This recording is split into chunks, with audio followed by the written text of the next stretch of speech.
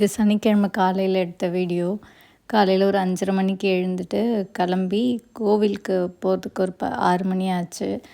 கரெக்டாக 6 மணிக்கு கோவிலுக்கு போயிட்டோம். வீட்டில் சும்மா விளக்கேற்றிட்டு கோவிலுக்கு போயாச்சு.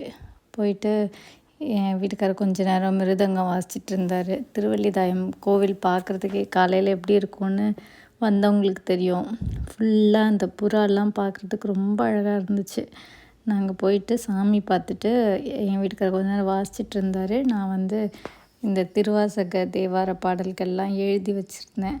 அந்த எழுதி வச்சுருந்தது மட்டும் நாங்கள் படிச்சுட்ருப்போம். அந்த பாடல்லாம் நான் படிச்சுட்ருந்தேன். அப்புறம் 2 பேருமே முடிச்சுட்டு வந்துட்டோம். அங்கே பாருங்கள், காலையில் எறும்புக்கெலாம் கூட ஈசன் சாப்பாடு கொடுப்பாருன்னு சொல்லுவாங்கள்ல, அந்த காட்சி தான் அது.